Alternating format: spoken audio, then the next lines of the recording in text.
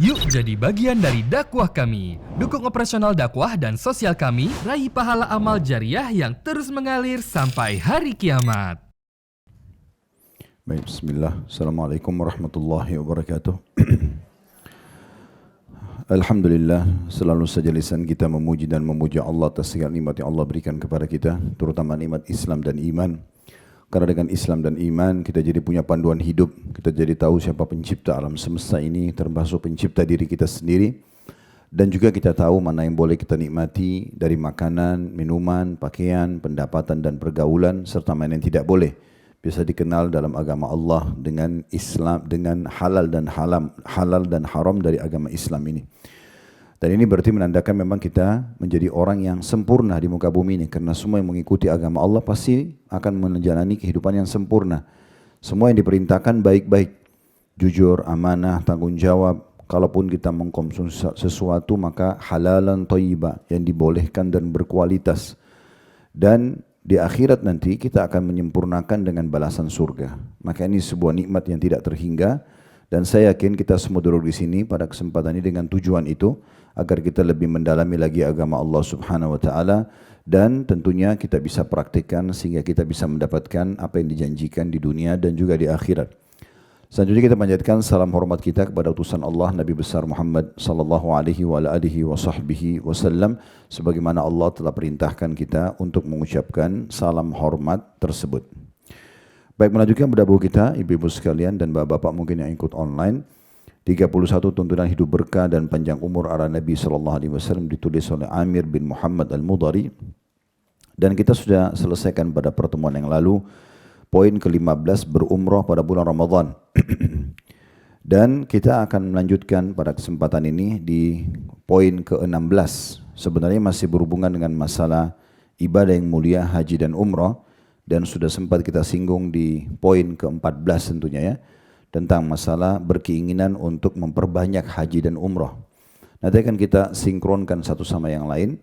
Kalau di poin nomor 16 ini lebih kepada bantulah kaum fakir muslimin untuk menunaikan kewajiban haji. Dan juga nanti kita akan sekaligus masuk ke poin ke-17, masalah sholatlah di Masjid Quba. Ini akan menjadi dua tema bahasan kita pada kesempatan ini. Kembali saya ingatkan dulu dari judul kita ini, Bapak Ibu sekalian, rahiman rahimakumullah, bahwasanya ibadah umrah dan haji adalah ibadah yang sangat mulia. Dan di dalam Islam kita dibolehkan untuk memvariasikan ibadah tersebut sesuai dengan waktu dan perintahnya. Haji setahun sekali kita kerjakan dan yang wajib sekali seumur hidup. Namun boleh seseorang mengulang-ulanginya. Makin sering kita ulangi, maka terus saja keutamaan akan kita dapatkan. Kembali saya ingatkan hadis Nabi SAW, tabi'u bainal haji wal umrah. Rutinkan haji dan umrah itu. Ulang-ulangi terus. Dari haji ke haji, dari haji ke umrah, dari umrah ke umrah, umrah ke haji. Fa'innahuma yanfiyanil faqr wa dhunub kama yanfilul kiru khabathal hadidi wa dhahabi wal fiddah. Karena keduanya kalau dirutinkan, selalu kita ulang-ulangi, maka benar-benar akan mengikis habis kefakiran, kesusahan hidup. Begitu juga dosa-dosa sebagaimana pandai besi membersihkan karat dari besi, emas dan perak. Walaysa lil hajratil mabrurati jazaa'il jannah. Tidak ada balasan haji yang mabrur yang mengikuti syarat dan juga peraturan-peraturannya kecuali mendapatkan tiket menuju ke surga. Jadi keutamaan ini bisa didapatkan bagi orang yang mengerjakan pertama kali, bisa juga didapatkan bagi orang yang mengulang-ulanginya. Tetapi seringnya kita mengulangi, membuka peluang lebih besar untuk kita raih. Karena bisa saja kalau cuma sekali misalnya, Bapak Ibu mengatakan sudahlah kan yang wajib untuk saya satu kali, yang penting saya sudah pernah haji misalnya. Maka ini bisa saja Bapak Ibu sekalian diterima atau bisa tidak diterima, katakan tidak tahu. Mungkin sementara kita ibadah terlintas riya. Mungkin kita kurang ikhlas atau ada salah satu rukun yang tidak kita kerjakan. Sementara ini setahun sekali. Jadi terpaksa kita harus ulangi tahun depan. Sebagai contoh misalnya di salah satu hal yang membatalkan haji adalah interaksi biologis antara suami istri sementara masih berihram. Kalau orang sedang berihram, maka tidak boleh sama sekali rafath. Rafath itu mengucapkan kata-kata syahwat saja, walaupun suami istri. Sampai mereka selesaikan tahallul, mencukur rambutnya. Kalau umroh tentunya setelah rangkaian tawaf, sa'i, kemudian tahallul, cukur rambut. Selesai habis itu boleh. Tetapi kalau haji cukup panjang. Dari tanggal 8 Zulhijjah hari Tarwiyah, kemudian tanggal 9 hari Arafah, dan masih malam tanggal 9 hari malam Muzdalifah, itu mesti terus pakai ihram tuh. Kemudian hari Nahl, hari Raya Idul Adha, itu tanggal 10-nya. Dan setelah Idul Adha pun kita mengerjakan 3 hal, baru bisa halal suami istri berhubungan. Yaitu tawaf ifadah, tawaf wajibnya haji, jumrah aqabah, melontar pada saat itu aqabah. Aqabah ini diistilahkan seperti gundukan gunung kecil, ya. Diistilahkan dengan aqabah atau nama lainnya adalah jumrah kubra, ya. Kemudian juga kurban, menyembelih hewan atau hadyu. Kalau 3 hal yang sudah terpenuhi, baru bisa tahallul, baru kemudian boleh interaksi suami istri. Kalau ada salah satu dari 3 ini yang Bapak Ibu belum penuhi, misalnya udah jumrah di hari Raya Idul Adha, tapi belum tawaf ifadah, tidak boleh interaksi biologi suami istri. Atau sudah hadyu, sembelih hewan, tetapi belum mengerjakan 2 ibadah yang lain, yaitu tawaf ifadah dan juga jumrah. Atau mengerjakan 2 tapi 1 masih belum, maka belum boleh sama sekali. Yang kita ingin titik beratkan bukan masalah itunya, tapi kalau sampai terjadi interaksi biologis sebelum syarat ini terpenuhi, 3 hal ini dikerjakan setelah setelah lewat hari Raya Idul Adha, maka hajinya batal. Dan ini berarti harus diganti di tahun yang setelahnya. Berbeda sedikit dengan umroh. Umroh kita rasa kurang ikhlas atau ada masalah misalnya, baru umroh pekan lalu, pekan depan kita ada rezeki bisa kita pergi. Setahun bisa berulang kali. Tapi kalau haji tidak bisa. Jadi contohnya berarti seringnya orang mengulang-ulangi satu ibadah yang dibolehkan dalam syariat berarti lebih memperkuat peluang dia diterima. Nah seperti itulah. Kalaupun misalnya haji kita yang lalu sudah sempurna, Masya Allah mengikuti semua syarat dan rukunnya, mengulangi yang kedua, yang ketiga, yang kelima, yang ke-10, itu akan menambah timbangan amal kita hari kiamat. Jadi tidak ada ruginya. Kalau ada yang mengatakan misalnya, Ustadz, tapi kan biayanya besar. Ibu dan bapak kalau masih selalu bertolok ukur ibadah itu dengan kuantitas, jumlah, maka kita akan sulit mengerjakannya. Tapi mulailah dengan niat yang baik. Innamal a'malu binniyat. Dinukil dari para salafus saleh, dari sahabat, dari tabi'in, mereka rutinkan Bapak Ibu sekalian setiap kali mau meninggalkan Mekah, baik umrah atau haji, mereka selalu berdoa mengatakan, ya Allah jangan engkau jadikan ini adalah kedatangan terakhirku. Maka dengan izin Allah, mereka mengamalkan ini setiap tahun bisa haji sampai akhir hidupnya. Seperti Atha bin Abi Rabah rahimahullah, itu umurnya 100 tahun, beliau haji 70 kali. Artinya 70 tahun haji, karena setahun sekali. Zakwan ibn Qaisan, julukannya Taus, itu haji 40 kali. Dan beliau wafat di malam Muzdalifah. Pernah kita sebutkan di pertemuan sebelumnya, salah satu keutamaan orang kalau meninggal dalam kondisi haji dan umrah, itu berarti pahalanya ibadah yang pernah dia kerjakan selama dia hidup berjalan terus. Jadi kalau kita lagi ihram Bapak Ibu sekalian untuk umrah, lalu meninggal, atau untuk haji, lalu meninggal, maka semua amal ibadah yang pernah kita kerjakan selain haji dan umrah itu saja, ya, akan dicatatkan baginya pahala haji sampai hari kiamat, bukan semua amal. Saya keliru tadi, saya larat kembali. Jadi hadisnya adalah siapa yang berumrah dan dia meninggal dalam keadaan umrah, maka dicatatkan baginya pahala umrah sampai hari kiamat. Dan siapa yang meninggal dalam kondisi haji, maka dicatatkan baginya pahala haji sampai hari kiamat. Kita bisa bayangkan Bapak Ibu sekalian, kalau seandainya, kita kan tidak tahu kiamat itu kapan terjadi, itu rahasia Allah. Tapi kalau misalnya masih, anggaplah 100 tahun lagi ke depan baru kiamat. Misal, kita kebetulan haji tahun ini, terus meninggal, ajal datang. Berarti kita akan dicatatkan mendapatkan 101 haji. Haji kita sama 100 tahun ke depan. Hanya karena meninggal pada saat sedang haji. Bagaimana seseorang muslim dan muslimah tidak berpikir kalau ini adalah sebuah ibadah yang baik. Kalau Allah melihat niat seorang hamba itu tulus, dia ingin sekali mengulang-ulangi sebuah ibadah, Allah akan kasih. Bahkan tidak usah bicara ibadah yang besar seperti ini Bapak Ibu sekalian. Makan saja, kalau misalnya berapa kali dalam hidup kita, ibu dan bapak lagi pengen makan sesuatu, hanya kita bilang pengennya makan itu, tiba-tiba ada ide, ada biaya, ada transportasi, kita bisa beli dan makan. Berulang-ulang dalam hidup kita, Allah langsung kasih. Begitu juga dengan semua hal yang baik. Maka jangan pernah Bapak Ibu sekalian pulang umroh dan haji lalu berkata, sudahlah yang penting saya sudah pernah umroh, yang penting saya sudah pernah haji. Ini membatasi diri sendiri. Innamal a'malu binniyat. Semua sesuai dengan niatnya. Secara persentase Bapak Ibu sekalian, secara persentase, orang yang haji itu mayoritasnya orang tidak mampu. Mayoritas orang tidak mampu. Terbukti orang yang ikut program haji pemerintah yang murah lebih banyak daripada orang yang ikut ONH Plus misalnya, atau ikut travel. Karena mereka tidak mampu, mereka nabung. Mereka siap antri 10 tahun, 15 tahun, 20 tahun, 30 tahun yang penting bisa haji. Karena mereka tidak mampu. Kenapa mereka bisa berangkat? Niatnya. Innamal a'malu binniyat. Jadi ini dulu yang kita bangun. Bukan selalu berpikir, saya harus keluarkan uang sekian puluh juta atau ratusan juta. Selalu berhitung-hitung dengan Allah. Makanya keliru. Coba mulai dulu dengan niat. Ini yang penting. Kalau kita niat, Allah Maha Kaya akan memudahkan buat kita. Jadi ini memang faktanya dan ini bahasan pondasi yang harus kita pahami baik-baik. Jadi mulai dengan niat. Setiap kali Bapak Ibu lihat cuplikan Masjidil Haram misalnya orang lagi tawaf, kita nonton di media kah atau di TV, mungkin kalau Anda masih menggunakan parabola di rumah connect sama Masjidil Haram, jangan berhenti berdoa. Ya Allah mudahkan hamba-Mu untuk datang ke sana lagi. Berdoa. Dengan doa ini kita sudah bisa dapat pahalanya, apalagi kalau Allah mudahkan nanti. Ini poin yang harus kita garis bawahi.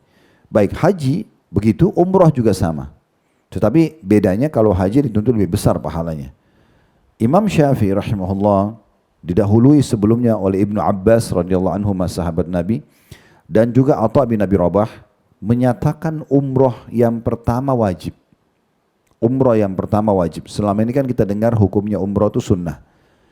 Tapi kalau dalam pendapat-pendapat ulama tadi yang kami sebutkan, mulai dari sahabat Nabi Abdullah bin Abbas radhiyallahu anhu, kemudian Imam Syafi'i dan juga Atha bin Abi Rabah, mereka menyatakan umrah yang pertama bagi orang mampu wajib.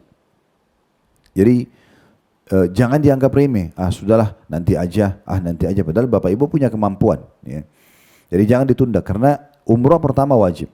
Sesuai dengan firman Allah Subhanahu Wa Taala, wa atimul hajja wal umrata lillah. Ya, seingat saya dalam surah Al-Baqarah ayat 196 ini ya. Allah Subhanahu Wa Taala mengatakan dan sempurnakanlah haji dan umrah karena Allah. Kata Imam Syafi'i rahimahullah, begitu juga dengan Ibnu Abbas tadi, begitu juga Atha bin Abi Rabah, kalau umrah itu bukan wajib sebagaimana haji, maka tidak akan disandingkan dengan haji dalam ayat ini. Oleh karena itu mereka berfatwa mengatakan umrah yang pertama hukumnya wajib. Kalau yang kedua, yang ketiga mirip dengan haji juga. Yang pertama wajib, yang kedua, yang ketiga, yang ke-10 itu adalah hukumnya sunnah. Dan bangun itu di atas pondasi niat yang benar, gitu ya, supaya kita bisa mengulang-ulanginya. Terlalu banyak keutamaan yang bisa diraih. Hanya kita korbankan beberapa hari, sedikit energi, biaya, kemudian kita bisa mendapatkan tiket surga dengan pulang dari haji. Ini luar biasa. Dan saya melihat orang yang sering mengulang-ulang ini karena memang niatnya. Allah SWT mudahkan. Saya waktu itu hari pernah umrah Ramadan, ketemu dengan satu keluarga dari Malaysia. Saya kebetulan belum kenal mereka waktu itu. Dari jauh tiba-tiba mereka teriak, Ustaz, Ustaz gitu. Lalu kemudian saya datang ketemu salaman. Alhamdulillah bisa ketemu Ustaz, selama ini ikuti dari media saja. Oh ya, Alhamdulillah, terima kasih Pak. Mudah-mudahan kita saling. Saya betul-betul tidak tahu dari Malaysia. Kemudian beliau mengatakan saya dari Malaysia Ustaz. Dan terakhir setelah kami mau pulang menjelang Lebaran, baru saya tahu ternyata dia salah satu pejabat di sana. Yang bisa dipanggil datuk di sana gitu ya. Sekeluarga dan tokoh masyarakat di salah satu kota di sana, tidak perlu saya sebutkan nama dan juga kotanya karena itu tidak kita butuhkan. Tapi dia mengatakan sama saya di depan istri dan anak-anaknya waktu itu, bilang Ustadz saya ini termasuk orang yang coba mengikuti panduan Ustadz bagaimana memperbaiki niat agar bisa umrah Ramadan. Sebelum saya berangkat ini saya lagi nggak pegang uang khusus untuk bayar ini karena lumayan 10 hari terakhir Ramadan itu biayanya mirip-mirip haji. Tergantung Anda pilih hotel yang mana, apalagi ini hotel dipilih di Clock Tower, itu termasuk mahal di menara jam gitu ya. Maka dia bilang, saya niatkan. Lalu saya bilang sama istri saya sama anak-anak, kita berdoa semoga Allah mudahkan. Dan betul-betul saya tiba-tiba mendapatkan uang, rezeki, lalu saya bisa melaksanakan ibadah ini. Jadi memang ini panggilan dari Allah Subhanahu Wa Taala. Orang juga yang pergi haji dan umrah ini Bapak Ibu sekalian betul-betul panggilan ya, panggilan. Walaupun Bapak Ibu punya kemampuan finansial, badannya sehat, kalau Allah belum panggil nggak bisa. Makanya Nabi SAW mengatakan wafdullah thalatha. Delegasinya Allah itu ada 3. tamunya Allah, utusan Allah itu ada 3. Lalu disebutlah al-hajj wal mu'tamir wal ghazi. Orang yang haji, orang yang umrah, dan orang yang berperang di jalan Allah. Ini 3 delegasi Allah. Kalau kita menjadi tamu atau undangan dari satu raja atau presiden di muka bumi ini yang terkenal misalnya, maka itu saya yakin kita sudah sangat bangga, apalagi kalau nama kita disebutkan secara khusus, dan pasti kita akan diberikan fasilitas yang maksimal. Bagaimana kalau kita menjadi tamunya Allah subhanahu wa ta'ala? Harusnya ini menjadi sebuah kebanggaan tersendiri. Ya. Ada salah satu syekh di Saudi, saya tidak tahu nama beliau siapa, tapi di cuplikan ceramahnya menurut saya menarik gitu ya.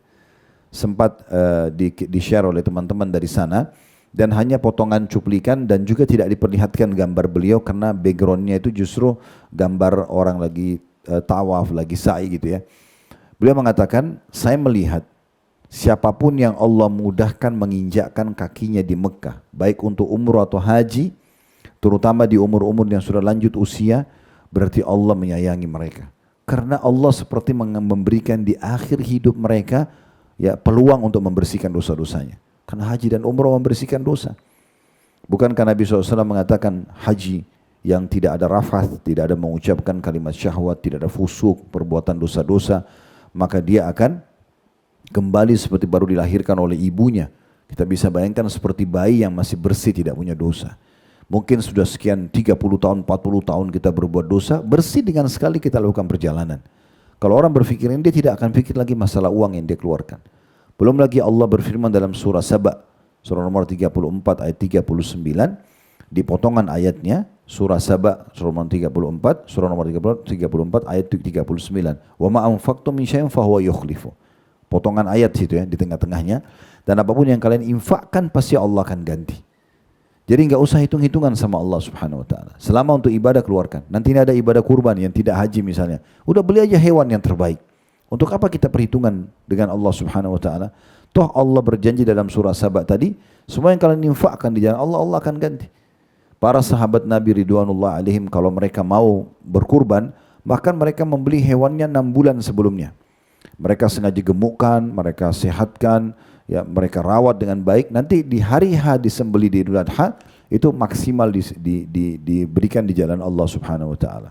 Ya, karena yang secara kasat mata yang terima hewan, daging hewan itu adalah orang miskinnya, tapi sebenarnya kita sedang mengejar pahala yang Allah janjikan. Karena makanan yang dimakan orang miskin habis, tetapi nilai pahala yang kita korbankan itu tidak akan habis, akan ada di timbangan amal ya Allah subhanahu wa ta'ala pada hari kiamat nanti.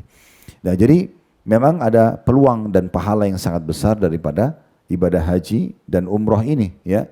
Belum lagi hadis yang pernah kita sampaikan, saya ingatkan kembali, kata Nabi SAW tentang haji, bahwasanya setiap langkah kaki yang digunakan untuk menuju ke Baitullah, nah, misalnya Bapak Ibu pergi ke travel daftar, atau nanti kalau sudah daftar tinggal menuju ke bandara, ya, itu roda mobil kita yang kita gunakan ke bandara, baling-baling pesawat menuju ke Saudi, ya.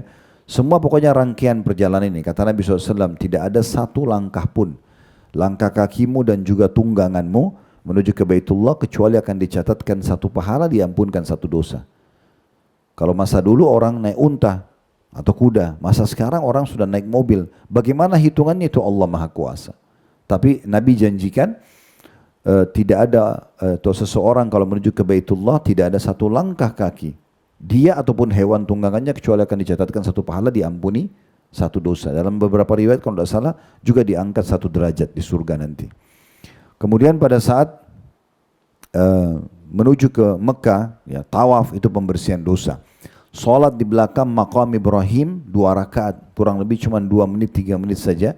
Rakaat pertama Al-Kafirun, Al-Fatih sama Al-Kafirun. Rakaat kedua Al-Fatih sama Al-Ikhlas di belakang maqam Ibrahim. Semua kita tahu yang pernah tawaf paham masalah ini. Sebentar sekali tentunya di situ orang sholat. Itu pahalanya sama dengan bebasin satu budak dari anak Ismail. Jadi bebasin orang ini besar pahalanya, Bapak Ibu sekalian. Kalau belum tahu saya sampaikan hadisnya. Kata Nabi SAW, siapapun yang membebaskan seorang budak muslim, dia bebaskan, dia keterbudakan lalu dia beli, dia bebasin, dia katakan saya bebaskan kamu karena Allah, maka Allah akan jadikan setiap tubuh budak itu adalah penebus untuk dia selamat dari api neraka. mata dengan mata, telinga dengan telinga, tangan dengan tangan, kata Nabi SAW, sampai kemaluannya dengan kemaluannya. Artinya bebasin satu budak, itu sama dengan kita selamat dari api neraka. Nah, sholat di belakang maqam Ibrahim, pahalanya sama bebasin satu budak. Kemudian sa'i, jalan antara Safa dan Marwah, mungkin sedikit letih, tapi oke lah, kita anggap seperti juga kita sedang olahraga. Kata Nabi SAW, pahalanya sama dengan bebasin 70 budak. Satu kali jalan dari Safa ke Marwah, 10 bebasin budak. Marwah ke Safa, 10 lagi. Safa ke Marwah, 10 lagi. Marwah ke Safa, 10 lagi. Sampai 7 kali, berarti 70 budak. Kemudian kata Nabi SAW, dan mencukur rambut. Maka tidak ada rambut yang jatuh dari orang yang sedang haji dan umrah ini kecuali akan jadi cahaya pada hari kiamat. Dan akan dicatatkan setiap helai rambutnya satu pahala dan diampuni satu dosa. Rambut yang kita cukur karena Allah Subhanahu wa taala. Ini tidak akan terjadi kecuali di Mekah. Tidak akan terjadi kecuali di ibadah haji dan umrah ini. Kalau kita cukur sehari-hari merapikan itu tidak ada urusan, tidak ada pahalanya. Mungkin masih bisa ada satu celah kalau kita niat untuk merawat tubuh yang Allah amanahkan, tapi tidak akan sama dengan pahala kalau kita cukur ya karena haji dan umrah. Lalu kata Nabi SAW juga tentang masalah jumrah melontar ya di hari Mina ya hari jumrah hari tanggal 10 Zulhijjah sampai tanggal 13 Zulhijjah itu kurang lebih ada 70 batu yang akan kita lempar karena di Idul Adha hari Nahar itu 7 batu di Jumrah Aqabah. Di hari Tasyrik 11, 12, 13 kita melempar 3 titik kecil sedang besar masing-masing 7 butir. Kalau 7 kali 3 berarti 21. Kalau dikali 3 hari 11, 12, 13 berarti dia 63 ya. Ditambah 7 butir di hari adhanya, di hari naharnya, itu berarti 70. Dan kata Nabi SAW, setiap satu butir yang cuma dilempar Allahu Akbar, hitungan detik, itu akan menggugurkan satu induk dosa besar yang membinasakan. Artinya kita dibersihkan di haji itu 70 dosa besar yang pernah kita lakukan. Itu hanya jumrah. Saya subhanallah sambil jalan dengan jemaah, kalau bawa itu, ini Bapak Ibu sekalian cuma lempar Allahu Akbar, Allah hitungan detik, ini satu dosa besar, satu ikhlaskan niat. Ini bukan masalah butiran kerikil yang kecilnya, tapi perintah dan janji Allah di situ. Perintah mengerjakan dan janji Allah untuk mendapatkan pembersihan dosa ini pasti kita dapatkan. Begitu juga kata Nabi SAW hadir di Arafah. Hadir di Arafah kata Nabi SAW, maka Allah akan datang dan turun ke langit bumi lalu bertanya kepada para malaikat, lihatlah hamba-hambaku itu. Mereka datang dalam kondisi berdebu, ya. Mereka mengharapkan rahmatku. Maka jadilah kalian semua hai malaikat sebagai saksi kalau dosa-dosa mereka walaupun sebanyak tetesan air hujan, ya, butiran pasir di laut, di bumi, buih di lautan, maka aku akan ampuni. Lalu Allah mengatakan bubarlah wahai hamba-hambaku dari Arafah ini dalam kondisi kalian sudah diampuni dosa-dosa kalian. Jadi keutamaan demi keutamaan sangat besar. Ini saya tidak ulangi lagi semuanya karena pernah kita sampaikan di poin nomor 14 dan 15 waktu itu tentang keutamaan haji dan umrah gitu ya. Tapi jelas ini sedikit mengingatkan kita Bapak Ibu sekalian. Jadi gejolakkan dalam hati kita keinginan dan selalu rindu dengan Baitullah, rindu dengan haji dan umrah gitu ya. Ini bukan saya bicara karena kami diamanahkan travel. Bapak Ibu mau daftar di travel manapun silahkan. Bapak Ibu mau pergi mungkin sebagai tamu negara silahkan. Tapi usahakan jadi tamunya Allah ini, apapun fasilitasnya. Karena teman-teman travel itu hanya menyiapkan fasilitas saja. Dan bahasan seperti ini memang harus disampaikan dalam semua majelis siapapun yang menyampaikan, gitu kan. Baik pematerinya punya travel atau tidak gitu. Tapi perlu kita garis bawahi tentang masalah keutamaannya agar kita meninggal Bapak Ibu sekalian dalam kondisi menyempurnakan ibadah ini gitu ya. Nah di poin ini, yang di poin nomor 16, kita sekarang bukan berbicara tentang umuran haji diri kita. Tadi sudah kita sebutkan kalau buat kita sendiri. Sekarang ada satu celah lagi di mana Bapak Ibu bisa meraih pahala, ya, ekstra pahala dengan menghajikan orang-orang fakir. Ya. Di sini penulis mengkhususkan orang-orang fakir muslimin. Walaupun sebenarnya menghajikan orang mampu pun boleh, apalagi memang ada fadilah keutamaan, ya ada keutamaan tambahan seperti misalnya Bapak Ibu hajikan orang tuanya. Itu kan berarti ada pahala haji dan pahala baktinya gitu ya. Atau menghajikan kerabat ya. Maka itu dapat pahala hajinya dan juga pahala kekerabatannya gitu ya. Tapi di sini lebih umum. Beliau bukan menitik beratkan orang yang kaya, bukan kerabat, tapi cari orang-orang miskin muslimin untuk kita hajikan mereka. Ya, untuk kita hajikan. Misal contoh, kita targetkan bagaimana dari uang yang saya miliki ini, saya usahakan daftar satu orang miskin. Malah mau lebih jelas lagi statusnya, cari imam masjid, muadzin yang sudah 30 tahun, 40 tahun jadi muadzin, jadi imam, belum pernah lihat Ka'bah sama sekali. Gak mampu kita bayarin yang travel yang mahal, oke, ikutkan program pemerintah, kita yang bayarin, ya kan? Kita yang cicilkan bayarannya misalnya. Targetkan misalnya setiap tahun ada satu orang kita daftar, 2 orang kita daftar misalnya. Maka itu juga satu hal yang baik. Nah ini yang sedang penulis ingin titik beratkan, bagaimana kita membantu orang lain untuk mengerjakan ibadah ini. Namun ada poin penting saya perlu sampaikan. Kalau kita mau menghajikan orang atau umroh seperti ini, pastikan diri kita sudah pernah haji dan umroh. Jangan sampai kita sibuk mengumrohkan, hajikan orang tapi kita sendiri tidak mau. Ada salah satu ketua majelis taklim kami juga, kebetulan punya usaha sangat besar dan saya menawarkan, ibu apa nggak tawarkan ibu dan suami nggak pergi haji, nggak pergi umroh gitu ya. Terus dia membahasakan, kalau saya sudah sering Ustaz, cuma kalau suami saya nggak mau. Karena katanya perjalanan jauh, di sana padat gitu kan. Saya bilang subhanallah, ibu tolong sampaikan ke bapak ya. Kalau bapak mau tunggu perjalanan pendek ke Mekah, ini susah. Tapi pertemukan perjalanan sekarang dengan pesawat AC, enak, dilayani, makanan, toilet, segala macam. Tidur, baca buku, berzikir, selesai, sampai gitu kan. Dengan dulu orang pakai unta, pakai kuda. Beberapa tahun yang lalu saja, masih tahun 1900-an mungkin ya. 1930, 40 mungkin ada bapak ibu yang sepuh mungkin pernah tahu masalah itu, bagaimana orang-orang kita kalau pergi haji naik kapal laut sampai berbulan-bulan ya.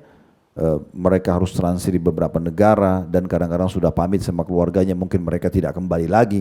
Sekarang kita ini mau umroh, hari ini berangkat pagi, ambil pesawat jam 9 pagi. Seingat saya ada pesawat Garuda itu penerbangan, saya tidak tahu kalau sudah berubah ya, jam 9 pagi, itu tiba di sana jam 5 sore. Karena Saudi mundur 4 jam.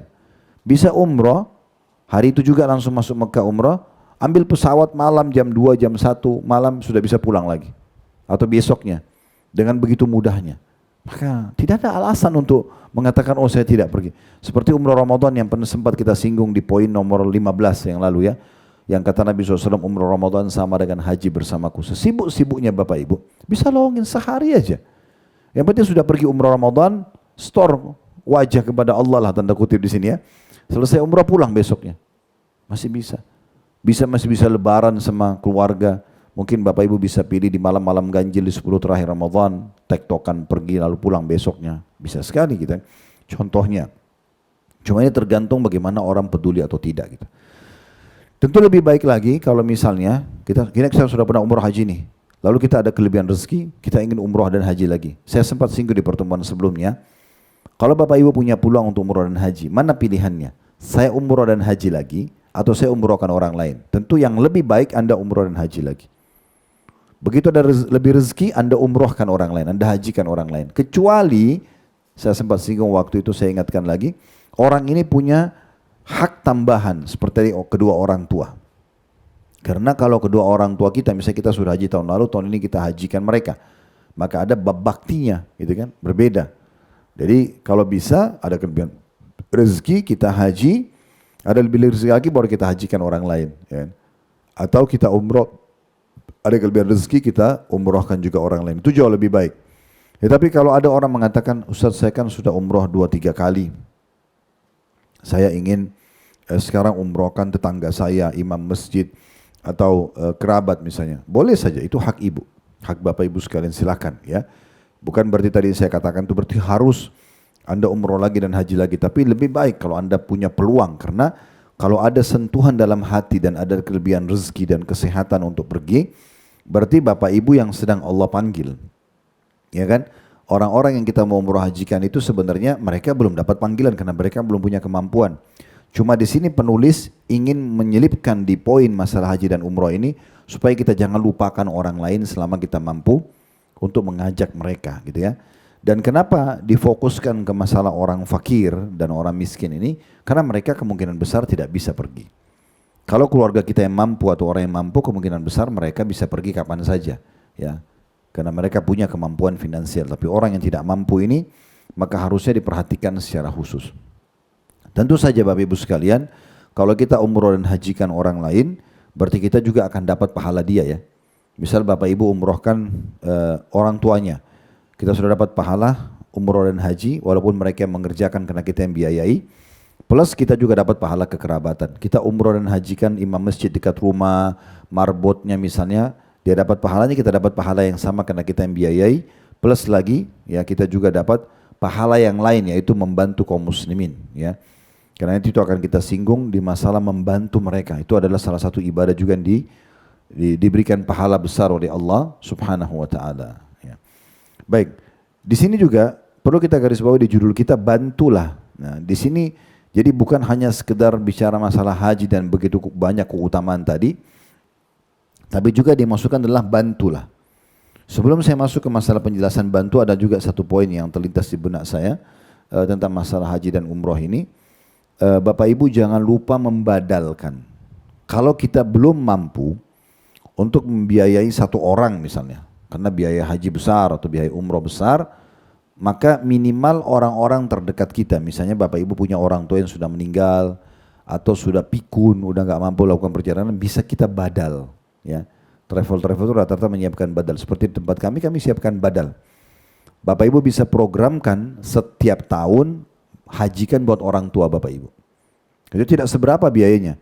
Nanti kami akan serahkan kepada teman-teman mahasiswa di sana, mereka yang akan menjalankan. Nanti mereka akan pegang kertas pada saat niat di mikot, namanya siapa yang dibadalkan itu.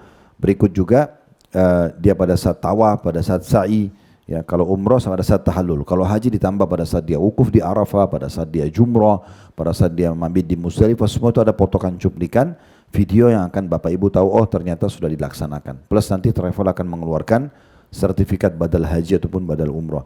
Nah ini kita bisa programin setiap tahun, kita bisa dapat pahala bakti sama orang tua plus menghadiahkan haji buat mereka ya. Begitu juga dengan kerabat-kerabat kita boleh ya, karena membadalkan ini boleh orang yang sudah meninggal, boleh orang yang sudah tidak mampu lakukan perjalanan. Karena sudah pikun misalnya, sudah sakit kronis yang tidak mungkin sembuh lagi misalnya, ini bisa dibadalkan. Kalau umroh bisa setiap saat. Misal programin sebulan sekali sebagai bentuk bakti sama orang tua saya mau umrohin mereka. Biar aja berulang-ulang, tidak apa-apa. Sebagai bentuk bakti kita, gitu kan? Artinya dalam 1 tahun selain haji, kita anggaplah haji itu selama 3 bulan, ya. Dari mulai Zulqa'dah biasanya sudah ditutup haji ya, kayak umrohnya kayak kita sekarang sudah tutup umroh. Zulhijjah dan mungkin dibuka nanti Muharram ya biasanya. Anggaplah 3 bulan tidak ada, berarti dari 12 bulan 1 tahun kita kurangi 3 bulan haji, maka kita masih punya peluang 9 kali umroh. 9 kali mengumrohkan sepanjang tahun buat orang tua kita yang sudah meninggal ataupun sudah tidak mampu. Nah ini juga poin penting untuk kita jadikan sebagai salah satu program kita. Karena memang ini variasi program ini menarik ya. Andai saja Allah memberikan kita ibadah itu monoton Bapak Ibu sekalian cuma satu jenis, itu kita akan kerepotan. Tapi ini kan variasinya sangat baik, banyak dan baik sekali gitu ya. Kita kerjakan haji, kita ulang-ulangi pribadi tadi sudah kita sebutkan keutamannya, atau kita umrohkan dan hajikan kerabat, atau kita yang hidup ataupun sudah meninggal, atau sakit kronis tadi ya. Kemudian juga orang-orang lain dari kaum muslimin bisa kita umroh dan hajikan. Nah khusus masalah bantu, di awal judul kita, bantulah kaum fakir muslimin. Bahasa bantu di sini memang berarti mereka tidak mampu. Dan Bapak Ibu bisa meraih juga pahala di sini. Bantu itu bisa dengan makanan, dengan minuman, dengan pakaian. Bapak Ibu bisa biayai utuh dia, hajinya alhamdulillah. Bapak Ibu dengar nih, oh ada imam masjid dekat rumah mau berangkat. Hadiahin ihram misalnya, hadiahin baju gamis kalau dia laki-laki misalnya, hadiahin sejadah kah, hadiahin apa kayak gitu ya.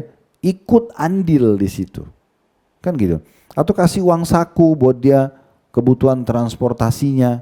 Nah itu juga masuk dalam masalah bantu. Kita mudahkan. Mungkin kita hadiahkan koper kah atau apalah ya yang kira-kira bisa bermanfaat buat dia gitu ya. Mungkin perlengkapan mandinya, mau apa saja. Artinya bahasa bantu ini luas sekali. Kalau kita bisa utuh, bayar ke travel misalnya atau bayar ke pemerintah programmu lengkap, alhamdulillah, itu sangat bagus. Berarti kan sudah masuk makannya, transportasinya, penginapannya segala. Tapi kalau kita tidak mampu, ikut andil di sebagiannya. Sayang sekali gitu ya. Karena ada sebagian muslimin Bapak Ibu sekalian, mereka itu hanya bengong dan bangga melihat orang lain melakukan kebaikan. Sebagai contoh misalnya, saya pernah kasih contoh ini, saya ulangi lagi. Kalau kita lagi naik mobil misalnya, berdua sama teman, kemudian berhenti di lampu merah, ya, ada orang miskin lagi ketuk-ketuk kaca, minta uang misalnya. Lalu kemudian anggaplah bapak ibu ini duduk di sebelah supir ya, yang menyetir sekarang teman kita. Kemudian teman kita ini lihat orang miskin, dibuka jendela, dikasih uang. Umumnya apa yang dikerjakan kalau kita di posisi teman yang di sebelah? Kita diam saja. Kita pikir, wah sudah teman saya sudah bantu. Ini sama saja dia lihat orang sedang menambah timbangan amalnya hari kiamat, tapi dia diam. Harus apa yang dikerjakan? Ikut andil. Oh ya saya juga titip ya. Atau kalau perlu kita duluan, itu orang miskin, ayo kita bantu yuk. Ketika kita ajak, dia bersedekah juga, kita dapat pahala dia juga. Dan kita dapat pahala kita. Dan ikut andil, berikan sesuatu. Jangan hanya sekedar menonton, sayang sekali gitu. Lebih jauh dari itu bahkan kita bisa hanya dengan niat kita Bapak Ibu sekalian. Innamal a'malu binniyat.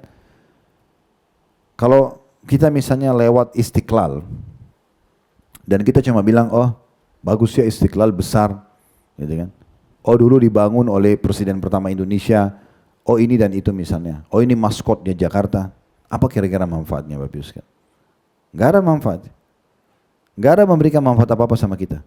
Tapi Bapak Ibu bisa dengan doa dan niatnya bisa meraih pahala mereka. Dengan cara kita mengatakan antara kita sama Allah saja, ya Allah, Engkau telah mengizinkan bangunan masjid ini terbangun dan Engkau telah memilih hamba-hambamu yang membangunnya sehingga pahala mereka terus berjalan dan aku tidak terlibat dalam masalah itu ya Allah. Maka tolong berikan aku pahala seperti mereka, andai saja Engkau berikan kesempatan seperti mereka. Ini bisa dikasih. Karena kata Nabi SAW, saya ingatkan lagi hadisnya, manusia ada 4 tingkatan. Yang paling baik, yang Allah kasih ilmu dan harta. Dia kaya, dia berilmu. Dua-duanya dihabiskan di jalan Allah. Ilmunya diajarkan, hartanya diinfakkan. Bangun masjid, rumah anak yatim, segala macam gitu ya. Ini kata Nabi SAW, afdalul manazil. Orang yang paling bagus kedudukannya. Makanya Bapak Ibu jadikan dalam doanya, ya Allah, karuniakanlah hambamu ini ilmu dan harta dan mudahkan hambamu ini menyelesaikan atau mengeluarkan di jalanmu. Ya. Ini yang paling baik. Yang kedua, golongan orang yang baik adalah orang yang Allah kasih ilmu tapi nggak punya harta. Dia tahu teorinya, bangun masjid itu besar pahalanya, pergi haji umroh itu besar pahalanya, segala macam. Tapi dia cuma tahu ilmunya, dia tidak punya harta untuk bekerja. Kata Nabi SAW, tapi dia dengan ketulusan niatnya, dia berbicara berdua dengan Tuhannya Allah, dia berkata, ya Allah, andai saja Engkau berikan aku peluang seperti orang itu, yang ditunjuk golongan pertama tadi, yang sibuk bangun masjid segala macam, maka aku akan buat yang sama. Tapi dia tulus dari hatinya, betul-betul kalau Allah kasih peluang dia akan lakukan. Gitu kan? Maka kata Nabi SAW, fahuma fi ajri sawa, ini sama pahalanya. Daripada kita cuma bilang Istiqlal bagus, luas, maskot Jakarta, apa manfaatnya? Kita niat antara kita sama Allah, kalau selewat di situ, ya Allah, andai saja Engkau memberikan aku peluang seperti yang Kau pilih hamba-hambamu yang bangun, aku akan buat yang sama. Maka bukan mustahil Allah kasih kita. Semua hal-hal yang kita lihat Bapak Ibu lewat di satu kota, ada masjid raya, masjid agung, masjid jami, apalah namanya, atau ada pesantren yang Masya Allah banyak santrinya, ya, atau ada tahfidz Quran, atau ada orang yang sponsor anak yatim, apa saja kegiatan baik ini, niatkan. Ya sama haji dan umroh. Kita lagi tidak pergi haji dan umroh. Kita tahu kita lagi nggak ada peluang, gitu kan? Mungkin belum memadahi uangnya atau mungkin kesehatan. Lalu kita melihat orang-orang yang berangkat. Jangan cuma bilang, oh tetangga saya berangkat haji, kerabat saya. Apa manfaatnya? Niatkan dalam hati, tulus kepada Allah. Ya Allah, kalau Engkau berikan aku peluang seperti mereka, aku akan buat yang sama. Bukan mustahil. Masjidil Haram di Mekah. Jangan hanya dilihat, oh orang tawaf banyak ya, masjidnya bersih ya, maintenance-nya bagus, sa'i juga begitu dan segala macam. Berapa juta ini orang yang tawaf dan sa'i setiap harinya, 24 jam non-stop. Maka yang bangun masjid itu, tentunya dari Nabi Ibrahim AS, terus sampai ke Raja Saudi sekarang yang terus menjaga maintenance-nya, itu pahalanya kan luar biasa. Apakah kita cuma mengatakan, oh banyak ya orang tawaf dan sa'i, apa manfaatnya? Niatkan dalam hati, ya Allah, kalau seandainya Engkau berikan aku seperti kerajaan orang-orang Raja Saudi, karena kita jadi Raja Saudi kan tidak mungkin. Tapi hadis ini masih memberikan kita peluang. Siapa tahu Allah kasih. Ya Allah, kalau seandainya Engkau memberikan aku peluang seperti mereka, aku akan lakukan yang sama. Sehingga panen pahala, semua orang yang sholat di situ 100.000 pahala, semua orang yang tawaf, orang yang sa'i dan seterusnya. Ini tarik dalam semua lini kehidupan kita sehingga kita bisa banyak meraih pahala. Banyak meraih pahala. Begitu juga dengan membantu orang-orang fakir ini. Ada kerabat kita yang kita lihat Masya Allah dermawan sekali suka membantu. Mungkin kita tidak bisa mengikuti langkahnya, tapi bisa dengan niat. Golongan ketiga ini buruk, jangan dicontohin. Allah kasih harta tapi tidak punya ilmu. Kaya raya tapi dia nggak tahu sumbernya halal atau tidak. Lalu dia habiskan hartanya di jalan maksiat. Bangun diskotik, karaoke, segala macam, judi. Na'udzubillah itu yang dilakukan dengan hartanya. Maka ini kata Nabi SAW, akhbathil manazil, orang yang paling buruk kedudukannya. Kemudian ada golongan keempat, lebih buruk lagi. Enggak dikasih ilmu, enggak dikasih harta. Enggak punya ilmu, enggak punya harta. Sudah bodoh miskin. Lalu yang dia jadikan contoh orang ketiga. Yang tadi buat maksiat dengan harta yang karena tidak punya ilmu. Dia bilang kalau saya punya peluang yang sama, saya akan buat yang sama. Saya juga na'udzubillah akan bangun diskotik, karaoke segala macam. Maka kata Nabi SAW, fahuma fi wazri sawa, maka sama dosanya. Makanya jangan pernah ikut-ikut dengan orang yang buat maksiat, jangan berharap seperti mereka. Nah, ini jangan diikutin, ikutin orang-orang yang baik. Nah seperti itulah.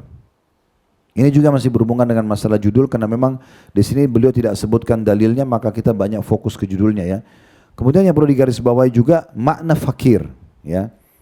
Sudah kita jelaskan tadi haji dan umrah, sudah kita jelaskan makna bantu ya. Walaupun di bantu ini ada sebuah hadis juga saya lupa sampaikan ya, saya teringat sekarang. Kata Nabi SAW, manusia yang paling manusia yang paling Allah cintai, manusia yang paling bermanfaat bagi yang lainnya. Selama Bapak Ibu bisa kasih manfaat untuk orang lain, lakukan. Ya. Kemudian amal yang paling Allah cintai. Kalau tadi kan potongan pertama hadis, manusia yang paling dicintai Allah, yang paling banyak manfaat buat orang lain. Orang non muslim pun sama. Selama kita buat baik sama manusia, itu akan bermanfaat bagi orang lain, itu amal yang paling Allah, itu yang manusia yang paling Allah cintai. Lalu lanjutan hadisnya kata Nabi SAW, dan amal yang paling Allah cintai adalah memasukkan kegembiraan dalam hati seorang muslim. Hibur teman-teman kita, hibur kerabat kita. Dia lagi sedih, kita duduk, doain dia, sabarkan dia. Ya. Ini termasuk amal yang paling Allah cintai. Memasukkan kegembiraan dalam hati seorang muslim. Atau engkau menghilangkan permasalahan hidupnya. Atau engkau melunasi utangnya. Atau engkau menghilangkan laparnya. Jadi semua permasalahan yang dihadapi orang, kalau kita terlibat, itu berarti kita sedang membantu mereka. Ya. Kemudian kata Nabi SAW, dan aku memenuhi hajat satu saudaraku muslim. Misal ada yang datang tetangga minta tolong, anak saya sakit butuh uang. Kita nggak usah lagi, ini saya mau pastikan dulu dia cross check benar atau tidaknya. Dia bohong, urusan dia sama Allah Bapak Ibu sekalian. Tapi bisa saja itu amal terakhir Anda. Mungkin setelah kita bantu lalu kita meninggal, gitu kan? Setiap ada peluang amal soleh, kita berpikir sangka baik kepada Allah. Allah sedang membuat saya mendapatkan peluang untuk itu. Jangan selalu digoda oleh syaitan lalu kita iyakan. Masih saja mencari celah supaya tidak berinfak, supaya tidak membantu di jalan Allah. Ini orang bohong nggak? Itu anak pinjaman nggak? Dia masih sehat kok. Apakah semua orang sehat bisa dapat pekerjaan? Berapa banyak sarjana yang tidak dapat pekerjaan? Mereka sehat padahal, kan gitu. Jadi lihatlah peluang yang Allah kasih. Itu yang kita lihat. Bagaimana Allah kasih kita peluang, itu yang kita pikirkan. Tidak usah lihat siapa yang menerima. Tapi peluang kita bisa bersedekah. Makanya Fudail bin Iyad rahimahullah, seorang tabi'in berkata, waktu dia sudah berikan apa yang dia infakkan di jalan Allah, sambil senyum dia mengatakan pada murid-muridnya, lihatlah, lihat orang-orang itu. Mereka pergi membawa amal-amal kita ke timbangan amal tanpa diupah sedikit pun. Ini orang-orang ini miskin sekarang bawa nih, yang kita kasih baju, makanan, pakaian segala macam. Cara pandangnya lihat beda ya. Apa kata beliau? Lihat orang-orang ini, dia bilang sama muridnya, orang-orang ini membawa tadi yang saya kasih itu baju, makanan, minuman semua, ketimbangan amal tanpa diupah sedikit pun. Kok bisa? Mungkin Bapak Ibu bilang, kan Ustadz dia dapat baju, dia dapat makanan. Iya, itu kan akan habis di dunia kan. Pakaiannya akan rusak, makanannya akan habis dimakan. Tapi nilainya, nilai uang, nilai baju itu tidak hilang. Yang bawa ketimbangan amal harus melalui mereka. Kan kita kasih dulu mereka baru dicatat di timbangan amal. Lihat sudut pandangnya. Jadi kalau kita selalu berpikir kesempatan amalnya yang kita jadikan sebagai target, bukan siapa yang menerima, kita tidak akan pernah jenuh untuk mengerjakan amal soleh. Kan gitu. Walaupun orang yang terulang, orang yang sama terulang. Apa bedanya Bapak Ibu membantu orang yang sama dengan membantu orang lain? Ya kan, cuma beda fisik kan.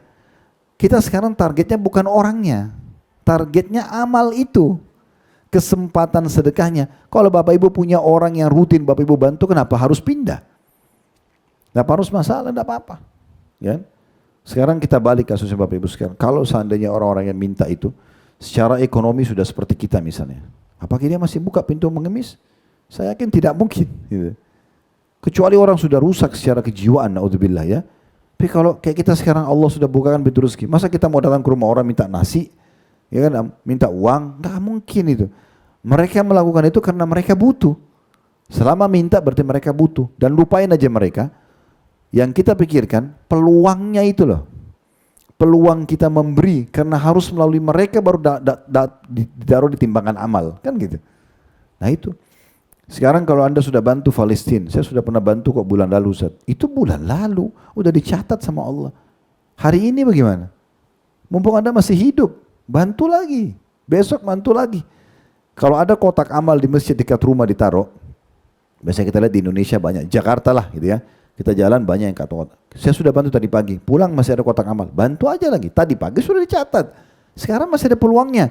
Mungkin kita nggak sampai ke rumah kita meninggal, itu amal terakhir. Selama ada peluang kenapa tidak? Kita punya kemampuan mampir ke masjid, ini butuh apa sih sebenarnya? Kok kotak amal ditaruh? Oh butuh keramik begini-begini, berapa? 50 juta, betulan kita punya, ini ambil dari saya, udah enggak usah taruh kotak amal, bilang dari hamba Allah aja. Selesai kan? Kita borong semua pahala, ngapain kita cicil-cicil kalau emang mampu? Contohnya gitu ya, berapa banyak orang yang ada di lampu merah sekarang, anak-anak, saya biasa bilang gitu sama teman-teman dari yayasan kami, coba keliling cari anak-anak di lampu merah itu, mereka ngamen, nyanyi-nyanyi, itu bukan penyanyi, dia bukan profesinya menyanyi itu, mengamen itu. Kalau dia penyanyi mungkin beda lagi hukumnya. Ini bukan penyanyi mereka. Mereka terbukti kalau kita kasih duit berhenti nyanyinya. Dia cuma mau makan. Kalau kita bilang udah gak usah nyanyi ini uangnya, langsung dia berhenti nyanyi. Coba kita bukan hanya sekedar hal yang ringan, kasih 10.000 rupiah, 20.000 kita sudah merasa bangga. Hilangkan permasalahan dia. Kenapa nggak cari tahu ini anak tinggal di mana, mana orang tuanya? Cari tahu. Orang tuanya sakit, bawa ke rumah sakit, perbaikin rumahnya, tidak punya tempat, mungkin kita punya tempat kosong, tinggalkan. Anak itu masukkan di pesantren tahfidz Quran, mungkin jadi ulama besar nanti, kita tidak tahu. Daripada kita cuma tiap hari lewat orang yang sama, nyanyi-nyanyi, oh ini yang kemarin saya bantu. Itu pun kadang-kadang masih negosiasi sama syaitan, ini kan kemarin sudah saya kasih. Kamu kan kemarin sudah saya kasih. Ini nggak boleh nyakitin hatinya penerima ya. Pernah kita baca itu ya.